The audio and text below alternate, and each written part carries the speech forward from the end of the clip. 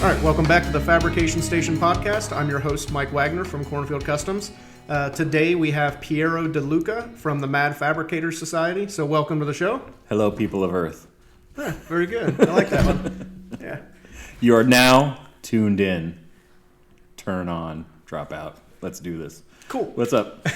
So you're actually in town doing some work for Bailey, doing some videos. Yeah, working for the man, you know. Yeah, do what you got to do, pay your bills. Absolutely. And yeah, man, fortunately, I've been working with Bailey for a while now, and you have been on our list for quite a while. Yeah. I've been bugging Shane Henderson from Bailey. Yeah, we have to make sure to give him a special shout out so he feels good. Yeah, hi Shane.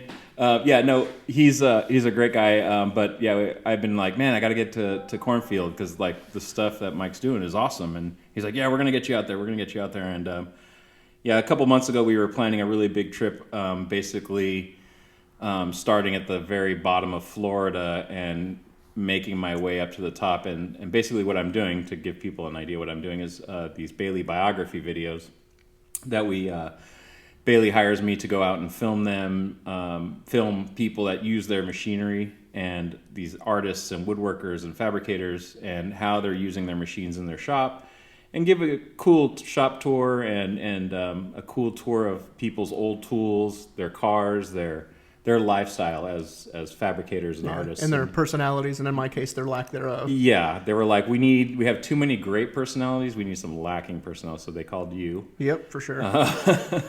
But it's been really great. I've been able to meet a lot of people across the United States that I typically wouldn't have known or would have been friends with, and now it seems like every time I leave these places, I come out with a new friend. Yeah.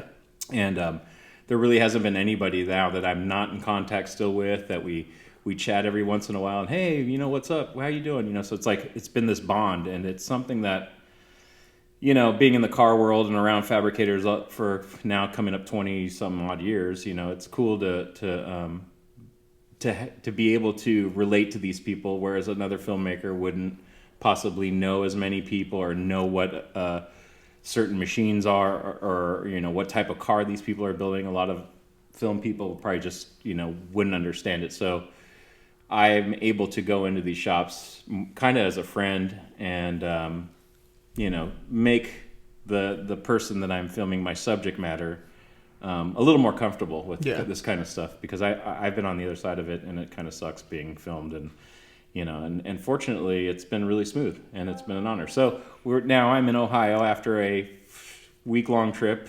I did a couple things out in the East, and my last stop is you. So, nice. And now we're here. Yeah, yeah, and we've had a good time. I mean, it's been the majority of the day filming stuff, and yeah, all kinds of nonsense. Yeah, no, it was well worth the trip, and we're excited to finally get you on there. Yeah, I'm excited just to see how it turns out, because a lot of the footage should be really good, and if not, it's all my fault. Well, that or it's mine, and then I'm fired. Yeah. So, yeah. So we're working well together. Yeah, so. As long as you can clean me up in post, we should be good. Yeah, I'll put the cool filter on, man. I got that. Yeah. So for those listening that don't know what the Mad Fabricator Society is, do you want to explain that? Yeah. I mean, do we have enough gigabytes in your hard drive? Yeah, we'll figure it out. Yeah, I'll do a quick. I mean, you know. I'll do a quick version of it because it's been told several times. But basically, in 2003, I started a series called Mad Fabricators Society. I was an editor in Hollywood, working for a boss that I didn't like. And one of these days, I was driving home, and at that point, it was the DVD world was just starting. I think my first Mad Fabricators flyer that I was passing out at car shows to let everybody know I'm doing something. It says coming soon on VHS or DVD, so that's how long ago it was. Oh, yeah. You're really kind of dating DVD yourself. Was still there, you know. I mean, VHS was still there. So, but and that was our social media. Like, I come from the punk rock surf band kind of world where we did everything ourselves as far as CD making and flyers for shows and stuff. And I kind of used that same mentality when I was trying to promote this. So I made flyers and I'd pass them out at car shows saying, coming soon, the Mad Fabricators Society, you know, pinups, hot rods, burnouts, you know, and all this stuff. Yeah. So that was our social media back then, you know, it was literally handing someone a card. I still got some, but how it all started was I was working in Hollywood, and we were there was a couple things that took place. One was we would do duplication at this place. So we would make, VHS and DVD replication for the studios as well. And this guy came in a BMW, young guy my age at the time, probably in his 20s, nice BMW, and he rolls up and he's like, hey, I want to make 200 of these VHS tapes. So, I help him out and I go and I pop it in and it's like just some skate video. Yeah. And then like a week later he comes back and he goes, yeah, I need 500 more. And I was like, okay. And, same thing, skate video, put the labels on it, come back and he's like, yeah, we're doing pretty good. Can I get another 500? And I was just like, damn, what is this? And then I was like, I mean, it's cool, it's skateboarding, but I'm doing this kind of same thing, but with all my friends who are hot rodders. Because at this point, I was already involved deeply into the traditional hot rod scene. We came in with me and like my buddy Bobby Green back in those days. We started a club called Them, and now years later there's a Them Texas who was part of our chapter, but we disbanded. But it was all around that same time as the Choppers and the Shifters and all those guys were starting their descent into awesome traditionalness. Yeah. And the whole culture was blowing up then. It was like the coolest thing to be around. We were hanging out in Hollywood. We're seeing dudes in shredded up 32 Fords that are just badass and customs, and hanging out with Coop and Wiesner and all these great legends, So that was my surrounding at that time. So I was like, I'm going to borrow a camera from my dad, which I did. And I'm just gonna film my friends screwing around, And then it turned into I did some drag racing footage with my friends, and then I was like, well, I'm gonna film this car show, and I did a car show, and then I said maybe I'll add a pinup girl in there, and I got my friend who was a photographer, and we shot some pinup girls. Then it was I need a big name, so I approached Barris, and that was my final video shoot I had to do with it. I got Barris on there, so now I had sort of this DVD magazine of footage put together, and it took me about a year and a half to put it all together. After hours at my editing bay, when my bosses would leave, I would hide around the corner until I saw them drive by, and I'd go back into work until 2 a.m. and edit it for for a year. Yeah. And then I'd have to be back at work at 7 a.m. the next day. That was, so the skateboard guy was one aspect of it. And then the other one was I was driving home and I looked down and I had a bunch of little pages because I always brought them to work to look at my lunch break. And I said, oh, that's cool. Those kind of look like the size of a DVD case, Yeah. And then I was like, bam, that was it. I'm like, I'll make it like a magazine, like a DVD magazine that I'll put out every once in a while. And that's just kind of how it evolved. At that point, there was the Ham as well. The Ham was getting pretty popular, and it was the early days of the Ham, which were great because it was it was Bob Bleed and Germ and all these crazy characters, know. And Bob is I call him my partner in this basically because he was there since the first episode, the first volume. In 2002, I interviewed him. I flew out to Wisconsin to interview him. And he didn't know this weird California guy's going to come visit him in Milwaukee and apparently do some sort of video or something. Yeah. So he had no idea who I was just because we talked on the Ham. There was some article about his car, and I was like, hey, I hit him up. I was like, hey, I want to come film your car because I thought that would be the coolest story that I could feature some historical stuff in there. So I flew out to Wisconsin, and I filmed him, and, we became best friends after that. So that's the short aspect of it, but I put out, I think a total of 7 Mad Fabricator DVDs, but on top of it, I also branched off and did the custom photography of George Barris documentary. I was a teenage monster shirt painter documentary with Von Franco. I did The Car That Ate My Brain, the original one about the Kooky car with Von Franco. I released a film called Desperate Generation that was an underground kind of cult classic that was done about the Shifters in the early days by a film student named Emily, and it was just kind of a film project for school. Okay.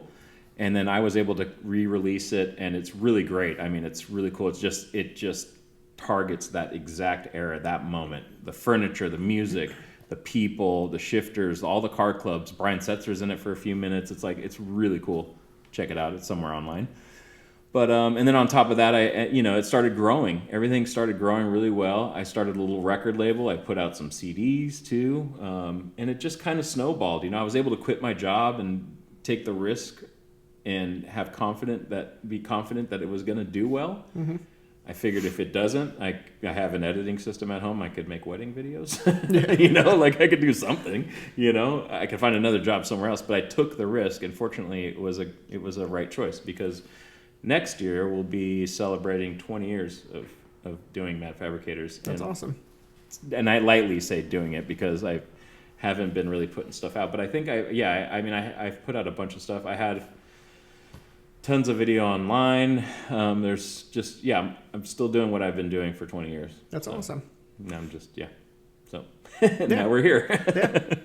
Yeah. And I mean, that's super cool. Cause I mean, a lot of stuff that you mentioned, I didn't even know, I'm going to date myself, but 2002 when you were getting this started, I mean, I remember my freshman year of high school, and it's like, I remember the ham being a big deal, and, Bob Bleed, he's a great guy. I've worked with him on a couple projects. He's all right. Yeah. I mean, it depends on who you ask, right? No, I love him. He's my brother. For sure. Yeah. Yeah. And, it's just cool that knowing that you were involved with stuff that I didn't even know you were involved with, that kind of influenced, I wouldn't say 100% molded me, but stuff like, oh, that's really cool, and being involved with it, and having no idea that that's who was filming me today. Well, there you are. Yeah. So. Well, yeah, no, it's really crazy because I do have the best success I have with that is people saying, "Thanks, man, you got me out in the garage." Yeah. That's so awesome. Like if I get low motivated, I pop in one of those DVDs and I'm out there. I just don't want to go work on my car. Thanks for motivating me. Thanks for influencing me. And that's the biggest success for me. I didn't care about money. I just was, and at the end of the day, I'm just filming shit that I like. Yeah. I just love survivor cars. I love hot rods. I love my friends, and I love to do burnouts, and I love this, and I love that. And if people like it, cool. Fortunately, people like it. Yeah. So.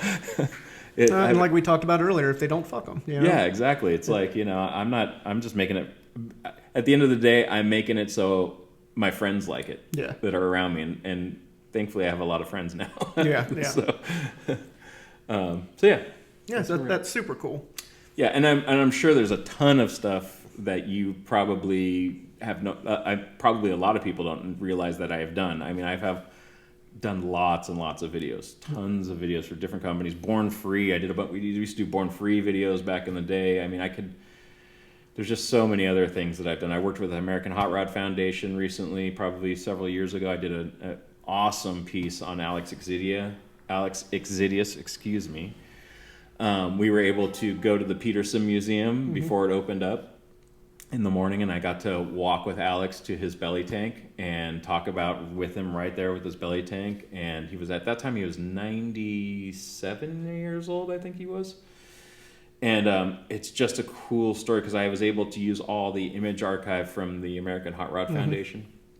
And so we have all these great photos of his life story. And it's about a 15 minute piece, and it's available as you become a member at the American Hot Rod Foundation. They have a membership program. You get a bunch of stuff, and you get access to some of those videos. So I highly suggest doing that because it's a really kick-ass video. And but there's things like I worked for Barris for 7 years. I worked on I was in charge of the image archive over there. The Art of George Barris book is what I worked on mostly. I wrote the whole fire chapter about how Linwood shop caught on fire. So I got to do research and detective work. Yeah. But it was cool because I was there at I'd be back there at 7:30, 8 o'clock at night, and I would have a question about an image, and I would walk over to George, and it would just be me and him, you know, and we would sit there and talk for hours. And that was a really cool part of my life because I really got to absorb all the history, but learn so much about custom cars. Yeah. Like I knew the quintessential custom cars, but now I could be like, oh, that's the blah blah blah blah car, and it was built in '52, and it was done with Dean Jeffries and da da da. So I kind of want to say that I'm part historian as well. Yeah. So I got a lot of historical stuff, especially on hot rod stuff. I'm obsessed with photography and history of everything. So my brain hurts. Yeah. Well, that's going to be a good thing. Like, especially on this episode, I'm not going to have to say much. You can. Yeah, man. You're pretty good at talking. That's what I was going to say. There's a lot I'm very fortunate at what I get to do. Yeah. You know, even if it's work, it's something that I'm always around. Yeah. So, and then we are here today, and there's, you know, where can we start about stuff I've been doing lately is just, you know, storming Bonneville. Yeah. All my YouTube channel stuff. So we can get into that, I guess. Yeah. Yeah, I mean, we can get into that in a little bit, and Yeah. we've got some questions, but with you kind of being, you've been in some killer shops across the country and filmed with some of the, you know, some of the best and, dare I say, some of the worst at times. But you know, you've been around a lot of people. So, like, what are some of the most memorable shops, projects you've been involved with, that kind of stuff? Like, I know you mentioned Barris and all that stuff, but you know, that kind of that part of your life aside, like with the traveling and filming and that kind of stuff. Oh man, that is a hard question, because I mean, I could look back to I've traveled. I mean, I've been to so many shops. It's hard to pinpoint one that's like. I mean, I don't know. Like, you could go to where like I hung out with Mike and Larry Alexander, the Alexander brothers, Mm-hmm. where Bob and I and Johnny, we drove out, you know, hours and hours to get to them, and we ended up like hanging out with Mike Alexander and having like dinner with him, a home cooked meal with his wife cooked us. Yeah. Yeah, we're like eating chicken with Mike Alexander, and he brings us down to this basement, and then you know, and we go through all the image archive, and then the next day I'm with Larry Alexander, who passed away shortly after that. So I got to hang out with him, telling stories. I mean, I interviewed Dean Jeffries. I mean, I've interviewed all the greats. Yeah. But then there's all the new greats, the people that I've been hanging out with lately, and it's just, I mean, I wouldn't even know where to answer that, because I've been to hundreds of shops. Yeah. You know? So Cole Foster, I mean, you could pretty much name everybody, Mm-hmm. and I've kind of been to their place. So everybody has their own little quirks, I guess. You know, like, your shop's awesome now. You're on the list. Yeah. Thank you. Yeah, thanks. Like, this is another awesome shop. So I don't know. What was the question? Yeah. Yeah, it was just like some of the standout places. Oh, the standout places. Yeah, so that's some of them. I mean, but like, yeah, I can't even. Yeah, I mean, this is a standout place. I mean, that place I went to the other day. I forgot the name of it. Yeah, that one place. Yeah, that one place. American Metal Company. I mean, there's big companies, little companies. There's little guys that have their not little guys, but guys that have shops in their backyards that are awesome, that have collections. So yeah, that's a tough one. Yeah. Everybody has their own unique coolness in my eyes. So Yeah, I would say, as far as a vague answer, that's a good vague answer. I was trying not to make it big. Yeah. But yeah, I mean, I'd probably need like an hour to figure that out. Yeah. Yeah. See, I guess I should have gave you the outline ahead of time. But then, you know, I wanted to spring some stuff on you too. Yeah, I love that. I love the spontaneity. But yeah, everybody's shop is the best shop. Yeah. How about that? Yeah, that's a good one. Okay. Yeah, and you were saying earlier that you were involved with some Brian Darwa's videos, and what was the What was that? what was that brand of the company? Was it Motor? Yeah, so when DVDs started dying out, when that world started dying out, a lot of people are still holding on to DVDs, and I'm going to say that I understand that the people like to have a product in their hand when they pay for it. 100% agree. But it got to a point where it was more expensive to make that. I was losing money making DVDs, and then I'd have to make 1,000 or so of them, and I'd have 8 boxes of them laying around because no one else wanted to buy DVDs because no one's watching DVDs anymore. But there's the diehard guys that still wanted them, so I had to just make the decision, say it's done. I'm not doing it anymore. I don't want to deal with shipping anymore. I don't want to deal with bad DVDs or whatever the situation is. So I'm going to go into the digital world. This is way before we're getting really easily into the digital world with video content. YouTube was there, but there wasn't platforms that you can be on. So Vimeo came up with a platform where you can do video on demand. So my first venture out was a video on demand website that I built that had basically a link to my video, but you could rent it. Oh, nice. And that worked out pretty well. I had all my videos on there. They didn't care about copyright music or anything like that because I have a lot of bands that later on made it, but they gave me permission. But it's hard to clear it if you don't, if they don't know. It's just like one big company that patrols it all. So that worked out really well. But then I had this idea. I met a friend of mine, Dan, who was a motorcycle photographer, videographer guy, and he was so talented. He's so talented. He's still alive, and he's still a good friend. But he was basically doing the same thing I was doing for hot rods, but for motorcycles. And that was a world I wasn't into. I'm not a motorcycle guy. He is, and his films were great. So I called him up with an idea, and we both partnered up with it. And it was called Motor Nation, and it was a subscription network. And I had to go to a company and find a platform that would become sort of a Netflix platform where you have this, you have the boxes, and then you could stream it. Mm-hmm. And this is not, we're talking, this is 2008, not 8 or 9. No, I'm sorry, it was a little, maybe 2012. So there wasn't a lot of that stuff.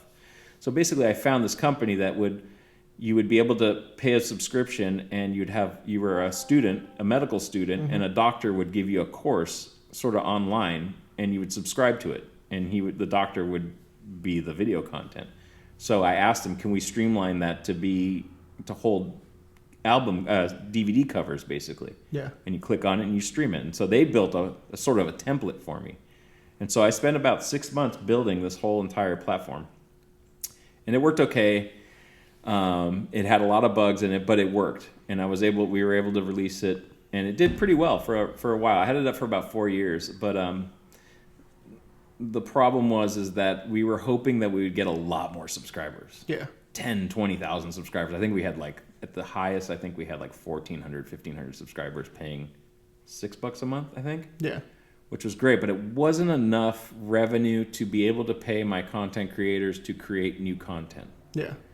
So these were, and my content creators, let's say, were guys like me, Hot Rod Havoc, Brian Darwaz and all his films, like a bunch of these guys that were doing kind of the same thing that came after me, mm-hmm. and were doing the same thing. There was all these video series that came out after me, which was awesome, and I was friends with all of them. So I took all their stuff and made one platform for all of us, which totally made sense, right? Yeah.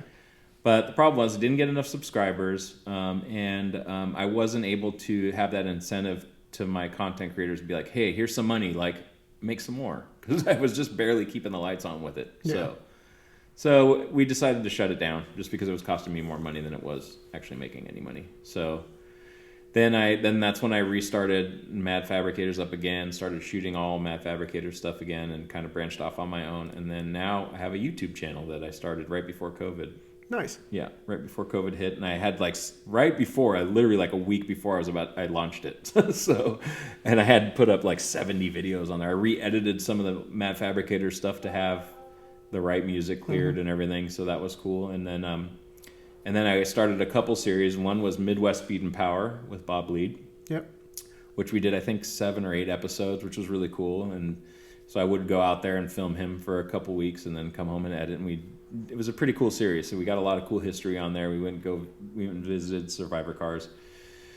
Then we started storming Bonneville, and that's the history. That's the story, I should say, of my best bud Lucky Burton and his race car that he had started about 12 or 13 years prior, and kind of never finished it. Yeah. Got it to a point, and then he had to move, and he left Old Crow, and all this stuff happened in the mix, and he stopped going to Bonneville, and he kind of just pushed it in the corner. It was always sitting in the corner, all rusty. And I guess a few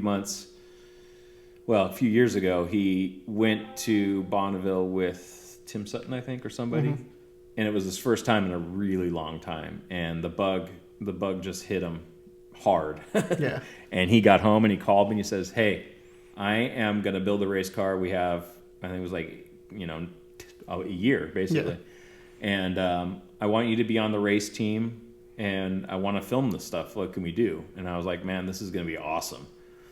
So we just started filming stuff, and we filmed it up until last month, a couple months ago. Yeah. Yeah, so we're still filming.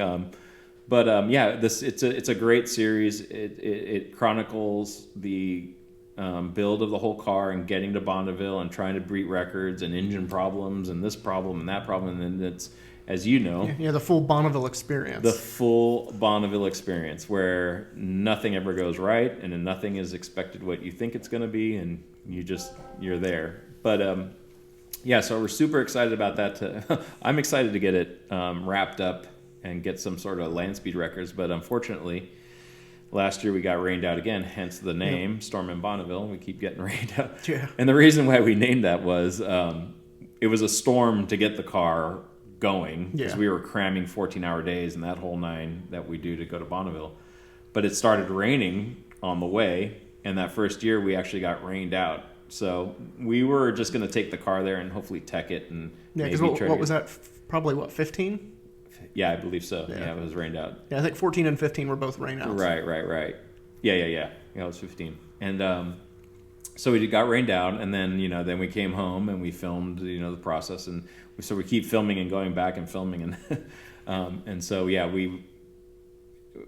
so we named it Storming Bonneville. Yeah. I think we might have jinxed it, because when we got home, we were going to go to El Mirage, and El Mirage got rained out too. So we're hopefully next year. But that's good. The next one I'm going to put it out pretty soon. I haven't been able to jump on it because of the Bailey stuff. But hopefully I'll have the next episode out, and then we'll have to wait until we go to Bonneville again. Yeah. So yeah. Yeah, I'm a little jealous on that aspect that, you're there to film that kind of stuff, because I've been looking for a content creator and somebody to help me out here with that kind of stuff. And it's like we talked about earlier, it's very hard for a one-man shop to film everything, get the right angles, get the right shots, and then edit it all together. Like I would almost give about anything just to have somebody follow me around with a camera for the content for that kind of stuff. Like I don't, same thing like we talked about. I don't want to be famous. I don't want to be on TV, but documenting a lot of this stuff is super helpful. And for me, I want to do a lot of, how-tos and tech stuff, and kind of like the magical bolt that is breaking the internet currently. but better. Yeah. And it's, that's got to be super cool for Lucky to be able to, have that forever. He's pretty spoiled with me. Yeah. No, I'm just kidding. No, well, the thing with Lucky is a special thing because, which I'll get into my next venture.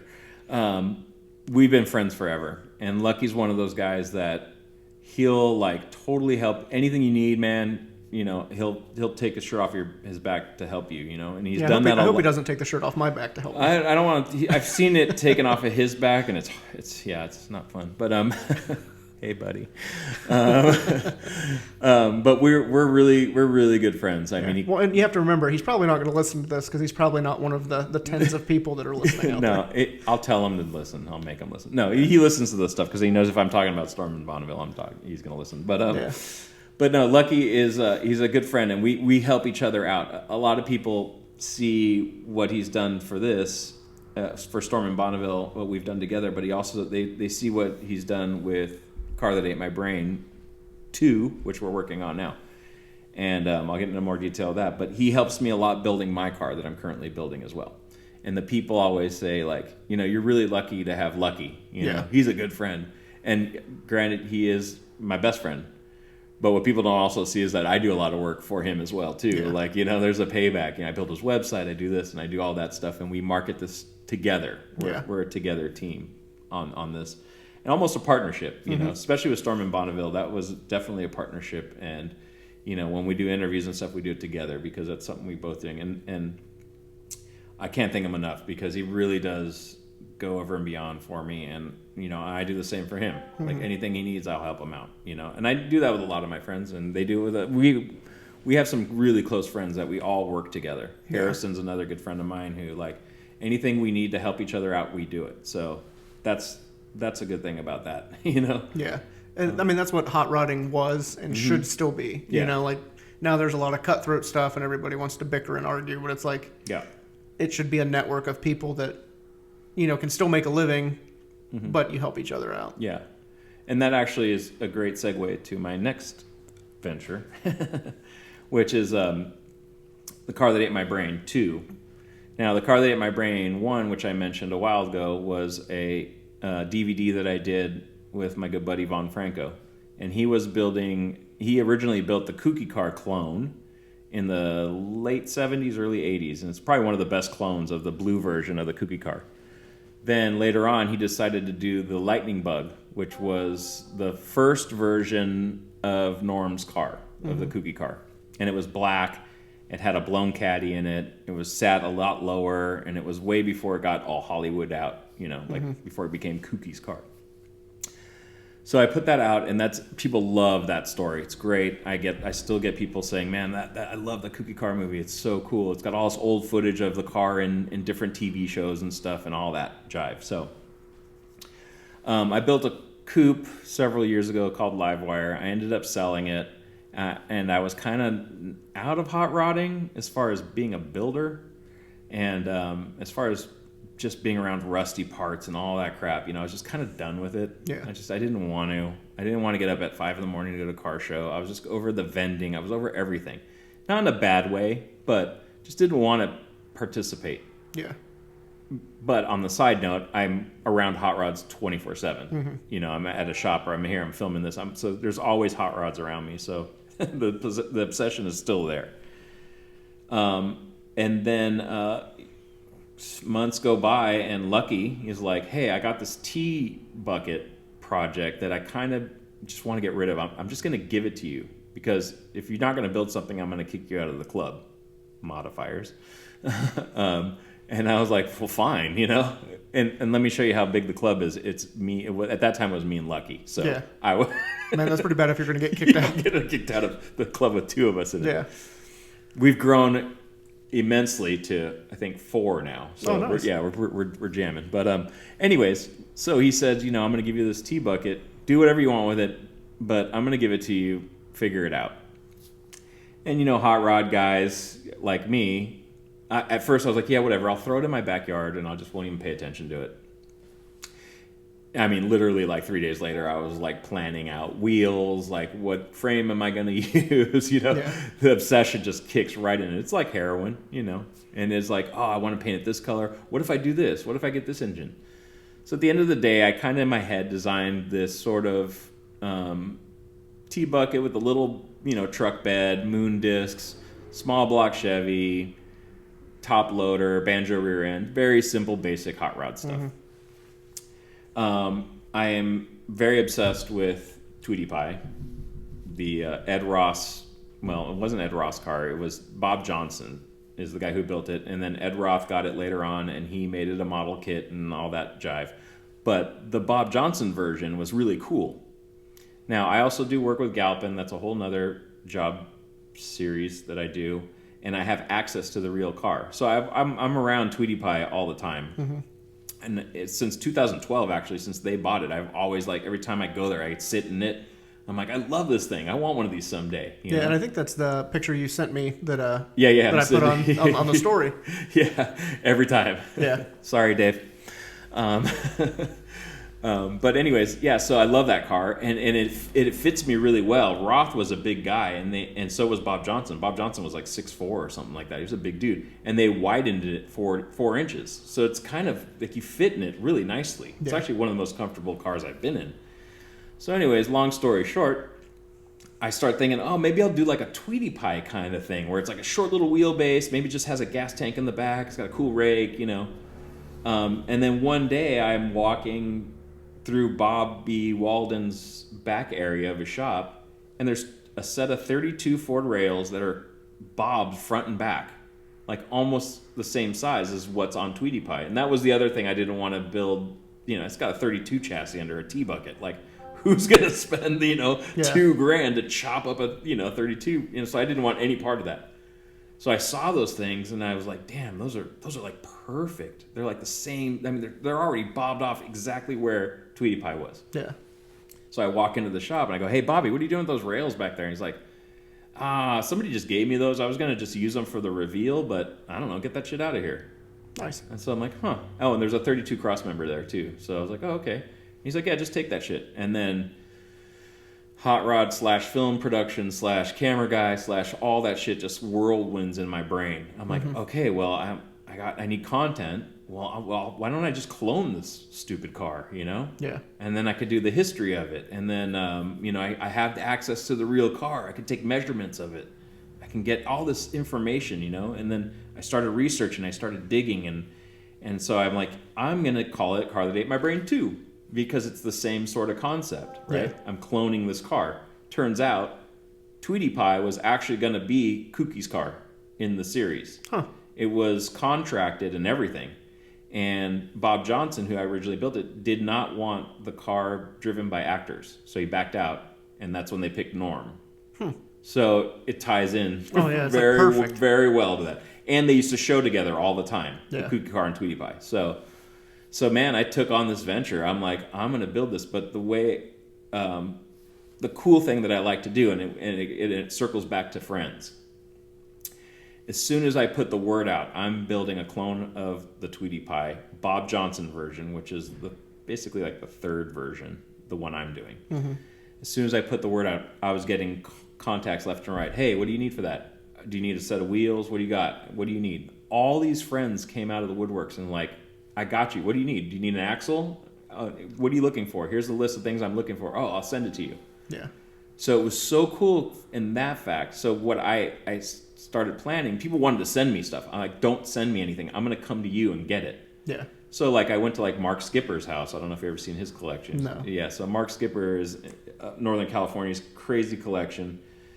I went in there to pick up some valve covers and a clutch or something. I can't remember. I picked up so many different things, but some Corvette valve covers. And then I do a tour of their shop. Oh, nice. And it's cool because you get to see all these people's collection and then the handoff. Yeah. And then, then I can go film the real car. Then I started interview. I found Bob Johnson's stepson, who was there building during the build of the car. He gave me all sorts of information. I found all this, just the whole history of the car. I have it laid out. I found stuff that even the original guys that were around the car didn't understand it or know it. I interviewed Chris Lavoie, who's he was the guy who bought it after Roth. He would say, man, I had no idea that was what that was. How did you figure it out? You know? And again, obsessive hot rodder, just I research and research. So we started building it right before COVID. And actually during COVID, I took all my parts to build it at Lucky's, and then we got locked down and Lucky just went to town. He's like, I'm tired of kicking these stupid panels around and, I'm going to start building. I'm going to make you a roller. So he made it sort of into a roller enough for me to get it home and for me to be able to like start welding the floors and doing all this like shit grunt work because I'm not a fabricator by no means. I'm a detailer. I like doing paint stuff. I like, polishing chrome and that kind of stuff, but I'm not a really good welder. I mean, I could weld shit together, but I'm not. You're more of a grinder than a welder. Yeah, I'm really good at grinding. See, I wish I would have known you liked polishing stuff because you could have helped me polish that water tank this morning. Not at my rates, buddy. Yeah. I don't know. I really hate polishing. Yeah, no, I hear you. So then Lucky got it to a roller. Then we got it into paint and into primer and epoxy primer, and I got it blasted. And I did a bunch of this grunt work. And then after COVID and everything, we sent it back to Lucky's, and now that's where it's been. And we've just been filming the series. It's been fun, man. I wish I had more time to go over there, but it's just been so busy with Bailey. But I think in November, December, I'm going to be back over there filming more because people are asking me, like, when's the next episode? So yeah. I think I'm up to 12 or 13 episodes right now. I can't even remember. Yeah. It's all a blur. This has been a long trip, too, so I'm kind of blurry. Yeah. Well, the funny thing is that ties in perfect because one of the listener-submitted questions is what's next on the list after Tweety Pie? Nothing. That might be it, unless somebody with money offers me like several $100,000 for it or something ridiculous. But you know what? I'm burnt. I mean, I've been doing it for a long time. I've had a bunch of different cars, and ideally, I'd like to get my coupe back. Yeah. At some point in my life, I'd like to show up with a duffel bag full of money and just be like, "It's mine. I want it back." Yeah. And hopefully that will happen someday. But I think with Tweety Pie, I want to just enjoy it, and I'm just going to drive it around. I don't think there's another project for me. Yeah. Those are famous last words.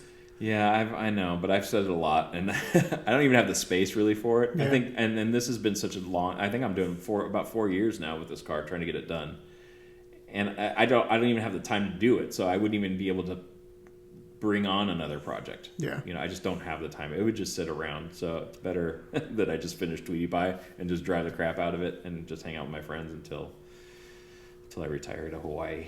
Yeah. So yeah. Yeah. Oh yeah. So yeah, that's none. Yeah. That's the unhelpful advice. Yeah. Yeah. If you're anything like I am, that doesn't work. Yeah. I might buy a Toyota Tacoma, a New York Toyota. I needed a New York. We truck. might have to end the podcast here. If that's going to be your next project, a Toyota Tacoma. Yeah. Just done, finished. Hey man, I have one, an old one. Yeah. That I got for free, and it's got 320,000 miles, and the thing runs like a champ. I'm just saying. Yeah. I didn't pay for it though. Yeah. It was free. Yeah. So one of the other questions I hinted at earlier, but it's a surprise question from a surprise person. And I don't know how interesting this question or the answer is going to be. I mean, it could be mind blowing. I don't know. So what does feed the kitty mean? Son of a bitch. So it must be a good story. I can't really discuss that. So on air, I guess we can't discuss it. So, yeah, I'll explain afterwards. Let's just say, damn you, Bob Bleed. Yep. So it was worth a shot, I guess. Yeah. Sorry, listeners. It's probably not a good thing to talk about it. Let's just say. Yeah. So there's not going to be a feed the kitty YouTube version out or documentary. Maybe I should have you tell me the question before that. Yeah, when I explain it to you, you totally will understand why I can't talk about that. So, well, I think that's the first time we've had a topic come up that couldn't be talked about. Yeah, we don't want to get canceled. Maybe I do. That would free up a lot of my extra time. Yeah, I don't want to get canceled. Yeah, that's true. That's pretty funny. I hate you, Bob Lee. Yeah. So we kind of talked a little bit about this, but what's next for the Mad Fabricators? Like, do you have any big new upcoming films or ventures that we haven't talked about yet? Yeah, I'm still sorry. I'm still laughing at that. Damn it, Bob. Maybe I should have saved that question for the end. Yeah. Mad Fabricators. So like I said, next year's 20 years of Mad Fabricators. And one of the things I was thinking about doing in celebration of Mad Fabricators, I'm hoping this will come out because I tend to come on podcasts sometimes and say I want to do something, and then I can't do it because of time-wise and constraints like that. But this one I really want to do. So basically, over the years, I shot so much video on tape, mini DV kind of, handheld camera stuff. And I probably have 100 or something plus tapes. And this is like Dean Jeffries, Alexander Brothers, Barris, Bob Bleed doing who knows, God knows what. Everything you've seen in all those Mad Fabricators, I still have all those tapes. And I was only able to use a little bit of them for the Mad Fabricator series, as long as they were. So yeah, I might start a series on YouTube called Digging in the Tapes and 20 Years of Mad Fabricators. And basically what I want to do is pull clips from it and kind of give a brief explanation what the clip's about, maybe a little backstory, and then go into the clip and re-edit it to where I'm able to put a lot of the stuff that's on Mad Fabricators videos on YouTube. So I kind of repurpose all that old footage. I don't even remember what I shot 2 weeks ago. So God knows what's on those tapes. And if it's from the Bob Bleed stuff back in those days, I'm sure there's utter chaos. Oh yeah, and you'll probably have to edit most of it out. You can't. Yeah, there'll definitely be loud music over some stuff. Yeah. But so yeah, I think that's one of the projects I'm going to look into doing. But aside from that, I don't really have a set. Now that you bring it up to light, I don't really have a set plan of what's next. Yeah. Storm in Bonneville will probably continue. Tweety Pie's still got a ways to go, so I got a lot out of that. And then I'm gonna probably do the digging in the tapes thing, and then I don't know. We'll see where it goes from there. I might try to create some other sort of series.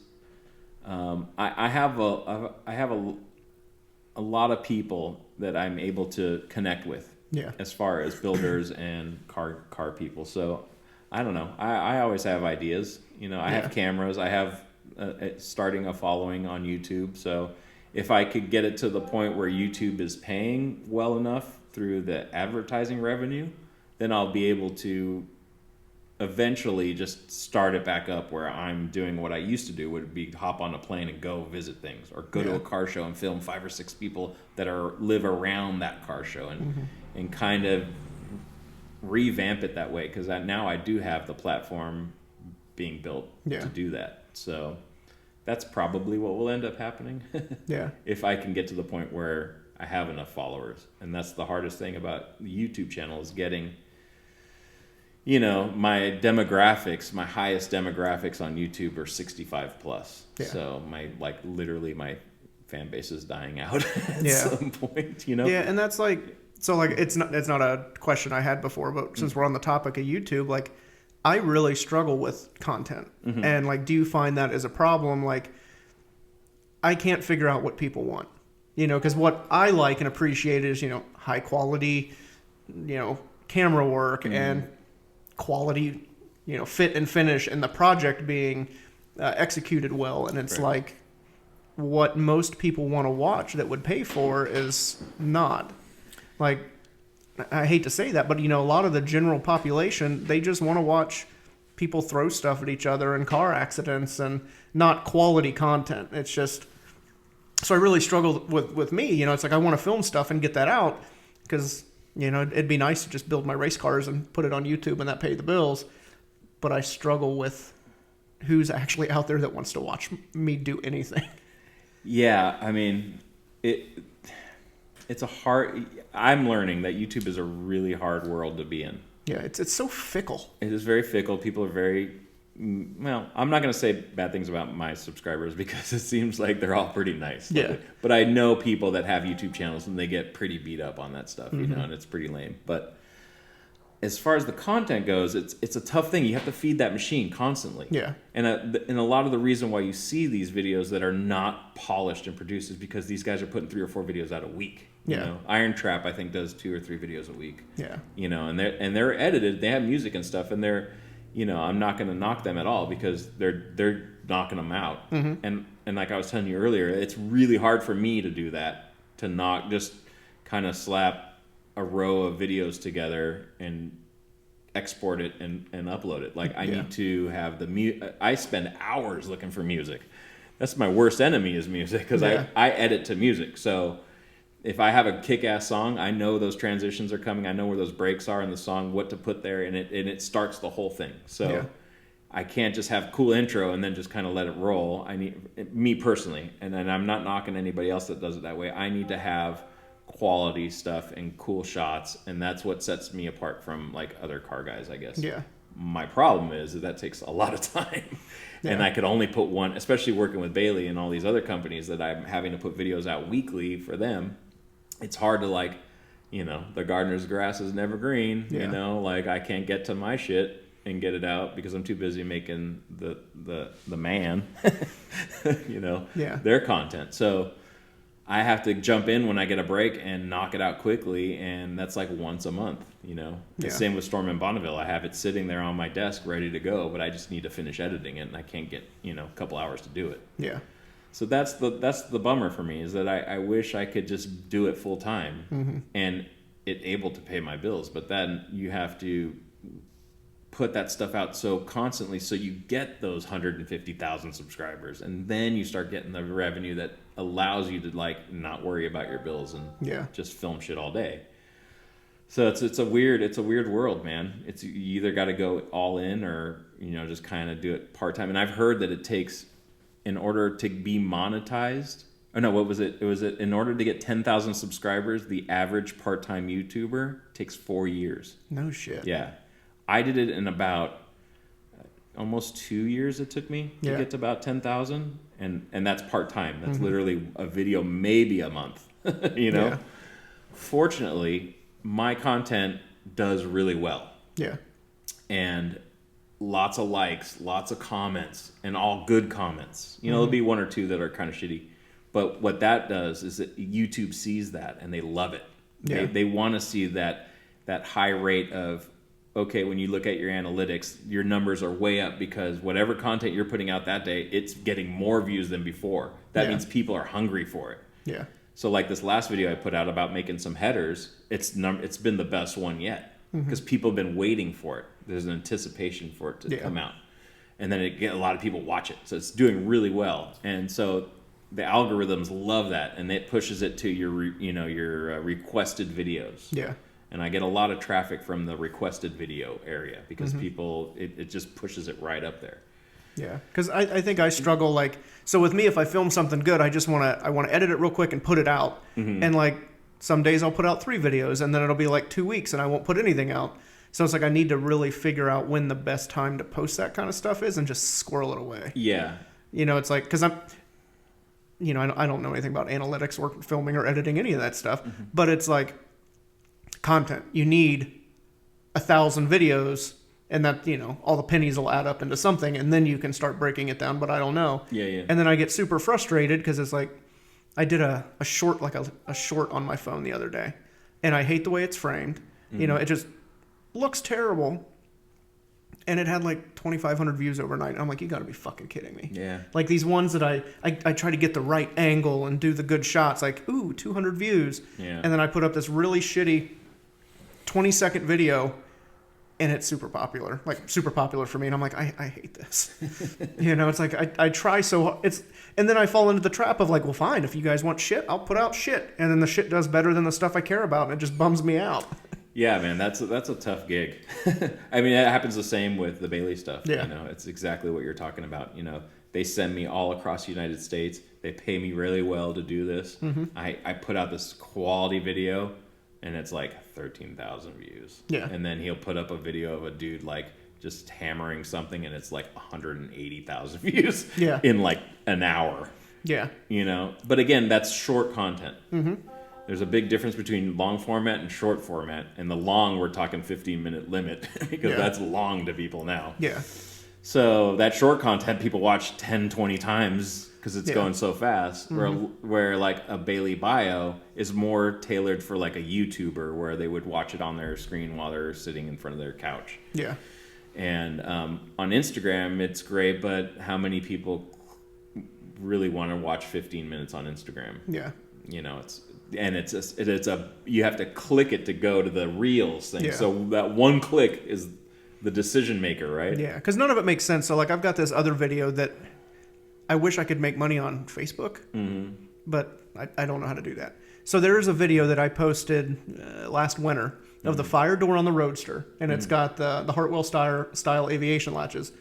I push the latch, the door opens, I shut the door, I push the latch. 16 million interactions and counting. Yeah, that's crazy. That's ridiculous. Yeah, that's more than the state of New Jersey population. Like, who wants to watch me open a stupid fire door? Well, but they do. Welcome to America. I know. Our attention span has been reduced to 5-10 seconds. Yeah, and it's I can't say anything that I want to say in 5 to 10 seconds. Yeah, I mean, yeah, what can you do? Yeah, but it's like, I'm like, ooh, I'm going to try to... So then I redid that video, like, with a better camera angle and, better lighting, and I put it on TikTok, and I put it on Instagram, and nothing. Yeah. Nobody cares. It's like, lightning doesn't strike twice, but it's like, man, like, I cannot believe that it went that viral, and now I can't recreate it, except I put up a bolt that I cut down, and... everybody is butthurt. And it's like, it's on Facebook. Nobody cares on Instagram. No. But on Facebook. How dare you make a bolt? Yeah, how dare I? Well, here's the thing, too. Like, we have to remember this. That the guys that like the stuff we like, the majority of it, 65 plus. Yeah. 65 plus does not know what a fuck TikTok is. Yeah. You get those in the grocery line. Yeah, exactly. You need a breath mint? I'll get you a Tic Tac. Yeah, where are those Tic Tacs at? Aisle 7. Yeah. They don't know how to hit subscribe. And I'm sorry, 65-year-old pluses that are listening to this. I'm not trying to knock your age or anything, but they don't understand how to hit the subscribe button on a TV. Yeah. It took me a while. I didn't figure it out, but imagine someone that's not technical savvy. Wait, you can subscribe to something on TV? Yes, on your YouTube app. Oh, I don't watch YouTube on TV. I thought you meant like on Netflix. I can subscribe. No. I'm like, what? No. Yeah, but you could subscribe. You like a channel on your Yeah. YouTube on TV, you could subscribe to it.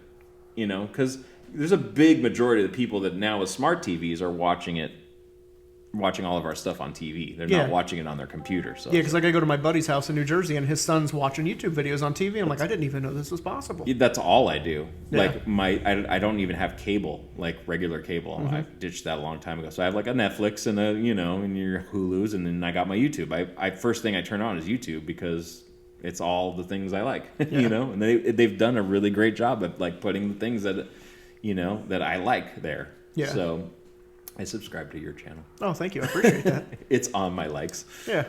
So we're dealing... that way you can critique like, oh, look, he's got bad lighting and all. Yeah. Like today, you're like, you need to actually use a microphone. And Let me show you how to do I have a microphone on my phone. Well, believe me, I've been through the ringer with this stuff, so I'm trying to none of your stuff's bad. It's totally perfect, but I could see an opportunity where like, hey, let me show you this because that's how I learned. Yeah, exactly. And I mean, all that's appreciated. Totally. That my friend Dan, who I started Motor Nation with, he's like a filmmaker. Like he's like, dude, you need to get one of those fluid things for your tripod. I'm like, huh? He's like, yeah, check this out. And I was like, oh, okay. This is how you adjust your lens. So he taught me a lot about lenses and how to shoot things. So like, and that was only. That was only like 8 years ago or something. I'm just figuring it out. Mm-hmm. So if I could pass that to anybody else, I'm happy to, because that will just make your content better looking. And we switched your phone to 24 frames 4K now, so that's gonna look. Yeah. Well, and you told me what those little the little buttons did. Where it changes. Yeah. I didn't even know you could do that. I thought, well, all three film at the same time. Cool. Science. Yeah. Yeah, no, now you got your new iPhone and you're totally set up. Look at that thing. Yeah, and this is going to be exciting, unless it's shut off and we just don't know it yet. No, it's good to go for sure. This will be the first filmed podcast episode, and it will be on YouTube here in a few weeks when this drops live on all the podcast apps. So yeah, maybe we could do something where, I don't know, can you do like a private subscription stuff where you get early releases of podcast episodes and YouTube channels? Or YouTube episodes? I don't know. I don't know either. I don't think so. Yeah. Yeah, just release it when it's released. Yeah. I keep talking about this OnlyFans stuff that all the cool kids are doing, so maybe we'll have an OnlyFans and you get early access to... Yeah, how is your... so I'm venturing out into the TikTok. Yeah. I like the TikTok. I love watching the TikTok because all I watch is street takeovers. Yeah, I like how you call it the TikTok. The TikTok. Yeah. But I love those guys that do the street takeovers and they run their buddies all over. And that's my favorite thing to watch. Yeah, they bump them a couple blocks over. Yeah, that's the best. Yeah. That's the best. And me and my friend Harrison are going to try to go downtown LA one Sunday night at like 3 a.m. and try to find one. Yeah. We're determined to watch some people get run over. Yeah. But anyways, I screw around on the TikTok, and I have a page, Mad Fabricators at TikTok, and I have, I think, one video. It's the trailer thing for Volume 1. Yeah. And it's doing pretty well, but I've never done anything, so I need to venture out in that when I have more time. But have you been posting? It comes and goes. Like I don't understand the TikTok. I don't watch TikTok stuff very much. Like it's just another distraction for me, and it's like every once in a while, like I'll go check on it, and like. There are certain pages that I find super funny, like Be a Man. Yeah. But I can only take like 3 Be a Mans, and I'm like, okay, dude, I get it. Right. But so I really struggle with it because I don't enjoy watching it, and I don't understand how the algorithms work. Yeah. I mean, not that I understand how any algorithm works, but that one just confuses me because it's like, oh, you stopped on this video for 2 seconds, and the last one was 4 seconds. So I don't get it. And same thing, the dumbest video I could post gets the most traction, and I struggle because if I cared about views and making money, I've got all kinds of stupid ideas, but I don't want to be labeled as the stupid guy. Like when we were in New Jersey, there was nothing to do, so I was walking on the beach, and there's a whole bunch of seagulls there. And the first thing that came into my mind was that little girl that saw all the geese, and she's like, oh, look at all those chickens. And I'm like, yeah, look at this flock of bald eagles that just landed on the beach. Like, that probably would have done really well because look at this dumb idiot that has never seen a seagull before. 2 billion hits. Yeah, but I don't want to be the guy that doesn't know what a seagull is. So I struggle, and it's like I can't do it for the gram. I can't do it for the TikTok. So I don't know. Like it's hard, and for everybody listening, like reach out on the Fabrication Station podcast email or DM me, and just tell me what you want to see. Like unless it's my butthole, which you got to pay extra for that. But I've seen it. Yeah. Not worth the money. Twice. Not worth the money. And Fabrication Station is a great name. Yeah. And I was really kind of surprised when we were doing that because people think I'm bold I crowdsource a lot because I'm just very indecisive. Yeah, no, I remember when you were trying to come up with a name. Yeah, because like I did that for the Streamliner too. Like I came up with a bunch of names that people voted on, and it's just because I can't make my mind up and I want what the people want to see. Like I don't care if it's called Masturbation Station. Yeah, I don't care if that's what the people wanted. That's what the people are going to get. So I want everybody to reach out and tell me more of what you want to see, but be descriptive, not just how-tos or documentary or tech tips. And like the funny thing is, so I've had this idea, and this could be potential, and if anybody steals it, I'm going to kill you. So a long time ago, before the TikTok, we talked about everybody wants to see metal shaping tips and tricks. So there was going to be, here's a little tip and a trick, and then we're going to show you a picture of the tip of something and a prostitute. So you get your tip and your trick. And it could do really well, it could do really bad, but I don't know.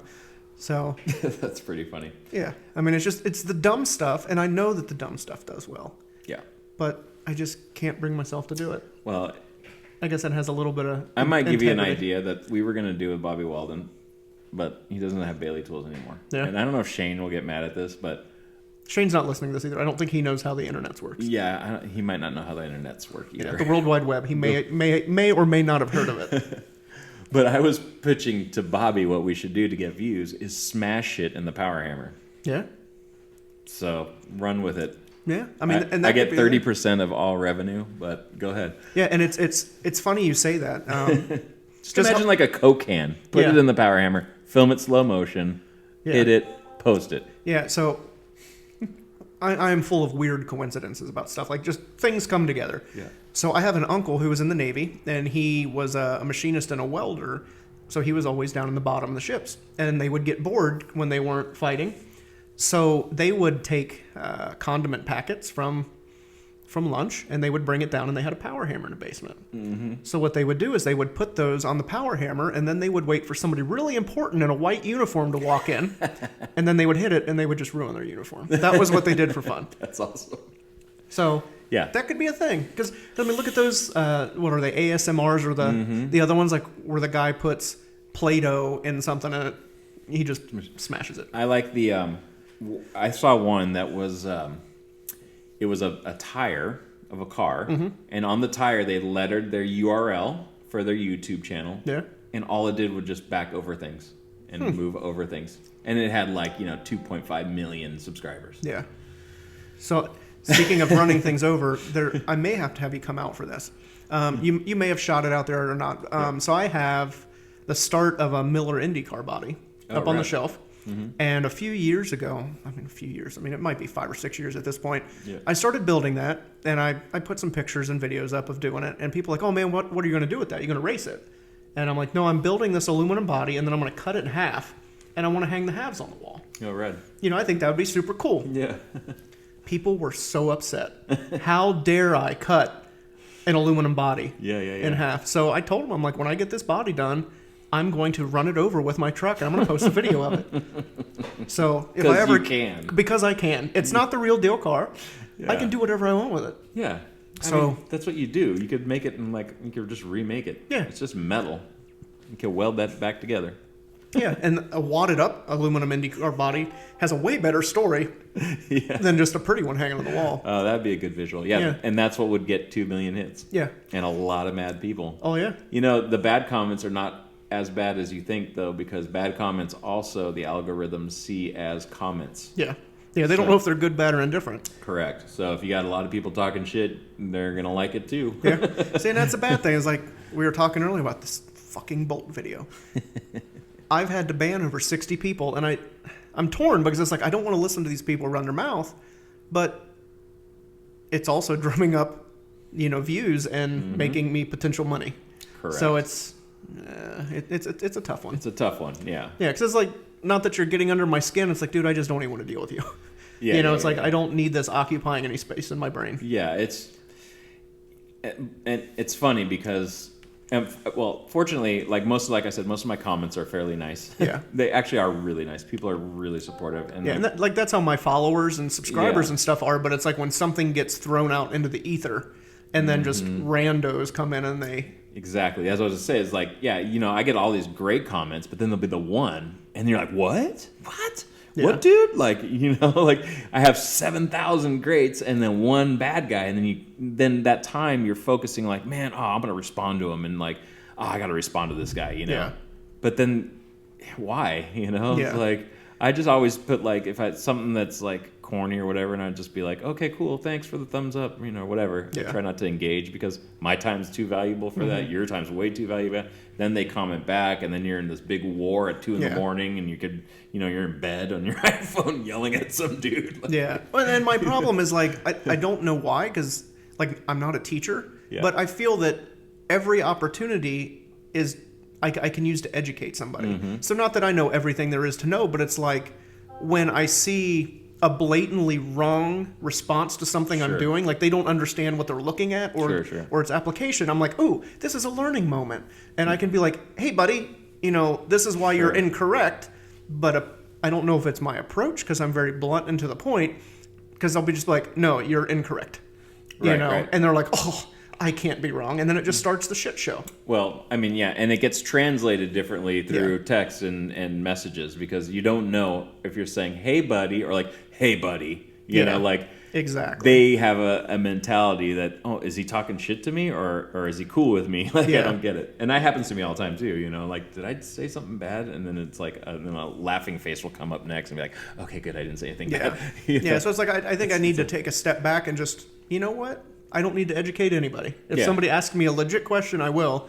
But if they just want to spout off stupid stuff, I should just let it go and not try to change somebody's mind. Until they have a shop like yours and they're building the quality shit you're building, unless it's Chip Foose or somebody saying that to you or somebody you're, which even your idols, I'm sure you'd be like, whatever, dude. Like, but until someone is in your shoes, they don't understand it. No. They don't understand what the hell you're doing. I mean, everybody's a big talker. Everybody has an opinion. Because I made a comment the other day on it. Like they were being nice and they're like, man, I've never seen such a bad response over a bolt. And I'm like, apparently every mechanical, structural, and aerospace engineer follows me on Facebook. It's like, and that's just that week. Yeah. In the following week, they're doctors or they're they're infectious specialists. Like who knows what they are. Political science. Political science. Yeah, it's just, I'm like, man, I would give anything to have the education that these people have. And Brian, that's been on the show, you didn't get to meet Brian. Yeah. But he's like, Brian, you should make up some bullshit college degree, like I have my master's or my doctorate in boltology from the Fastener Institute of America. Fastenal of America. And he's like, if anybody questions it, just screenshot that son of a bitch and be like, well, do you have a doctorate in bolts? Yeah, just have some man handing it to you and shaking your hand, a photo of it, like you're graduating, from college. Oh, I would find that a stock photo and not even be like, poorly Photoshop my face over it. Some scissors. And this is me. That's fantastic, man. Yeah. So that's here we are. Yeah, we got way off topic. I don't even remember what we were talking about. What were we talking about? What were we talking about? Petting the kitty? No, god damn it. Let's feed, and no, we weren't. Oh, we're not petting or feeding the kitty. Yeah, okay, I'll do a quick summary. It's when a cat is really hungry, and then you have to give it food. It's feeding the kitty. Ah. All right. Well, I guess we can kind of wrap up. Yeah, man, I got to get on a plane and get the hell out of here. Yeah. Do you want to throw out your social media stuff, your YouTube channel? Absolutely. You can find my stuff kind of all over the place. Let's see. Instagram is mad_fabricators. Facebook, Mad Fabricators or Piero De Luca. Make sure to spell that because it's not a very common. Fabricators? Yes. Oh, Mad. Mad, MADFABRICATORSPIERODELUCA. What up? I mainly meant your name. I know I did. Okay. Just making sure we're on the same page. But it's just Google Mad Fabricators for all the social media. Then on my YouTube channel is Mad Fabricators. It's youtube.com/Mad Fabricators TV. One word, Mad Fabricators TV. Search Mad Fabricators TV. I have cool apparel and some random little stuff on my website for purchase, and that's called themonstersareout.com. And I think that's all where you can find me. Monstersareout.com, YouTube, Mad Fabricators. Oh, and let me bring this up. If you like old Mad Fabricator videos, like volumes 1 through 7, Car That Ate My Brain, I think is on there. There's a bunch of stuff. Tubi. Have you ever heard of Tubi? No, I never heard of that. Okay, so Tubi is Tubi.com is basically like a free Netflix, and they have like all sorts of different movies from the 80s and all sorts of cool stuff. I think it's an app. You download the app, but yeah, there's a bunch of Mad Fabricator stuff on there, and it goes all over the world. It's actually one of my more profitable things. And I think Brian's stuff, Brian Darwaz's stuff is on there, and they got quite a bit of stuff on there. But yeah, I think volume 1 through 7 and a bunch of the old stuff is on there for you guys, and it's all free. You just have to download the app, I believe, or go to the website. But it's free. You need to subscribe to it. And that's Tubi, Tubi.com, Tubi.com, Tubi.com. Nice. And and then follow Lucky too. I'm going to give him a shout out. Yeah. Lucky's Hot Rods. He sells speed parts and shift knobs and T-shirts, and support him as well. And you want to throw out Bob Bleed's stuff just so Yeah, people Bob- can message him and say, why did you bring this up and we can't talk about it? let him tell. Yeah, let him Call tell. Bob Lead at this number. Yeah. He is MidwestFabrications.com. I think it's Midwest-Fabric. I don't know. Midwest. Just Google Midwest Fabrications. And Bob Bleed at Bob Bleed on the Instagram. Yeah, it looks like we have a fire outside on the street, which is pretty cool. Yeah, I'm bringing the fire, baby. Yeah, either that or it's just one of my my asshole friends that did a burnout to piss the neighbors off. It's something. Yeah. But yeah, and hit me up. Follow, like, subscribe, do all that stuff, especially on our YouTube channel. Same with your stuff. Make sure everybody please like, subscribe, comment, share. I know you hear it 100 billion times in all these YouTube videos, but content creators like me and you, it's very important because that boosts our algorithms up and allows us to create more content for you because we make a little bit of more money. And let's grant it, YouTube is not the bill payers that you guys think. Yeah, so like my YouTube channel's been active since 2011. Oh, yeah, you've had some stuff on there. Yeah, and I mean, not that I'm keeping up with it, but I think in 2022 I've made $26.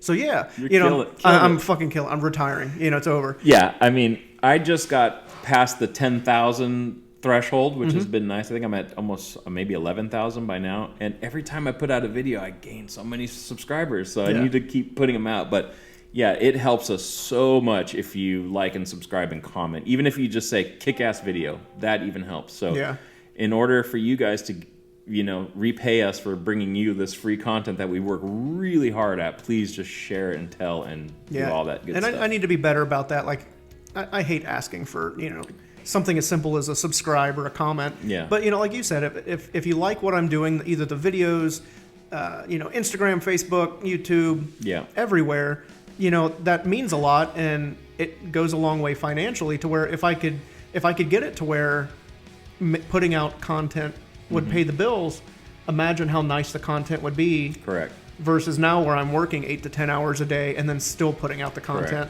Correct. Yeah. It's a hard gig. It looks easy from the outside, but being a film editor guy and being a worker, it's a tough gig, man. Yeah, because at this point I'm doing the podcast, I'm doing YouTube, I'm doing the shop, doing the home life, the tree thing, and I've just got so much going on that something's gonna have to give, and I'm gonna have to give something up eventually, probably. Yeah. So like and subscribe. Yeah, and greatly appreciate it, and I appreciate you coming into town and doing the great film work today, and I really appreciate you being on the podcast. No, thank you, man. I feel like we're bonded, and now you're another friend on my list. Cool. Excellent, man. Well, I want to thank everybody for watching on YouTube, and please rate, review, and subscribe to the podcast and everywhere else you can, and we'll catch you on the next episode. Thanks. Peace out.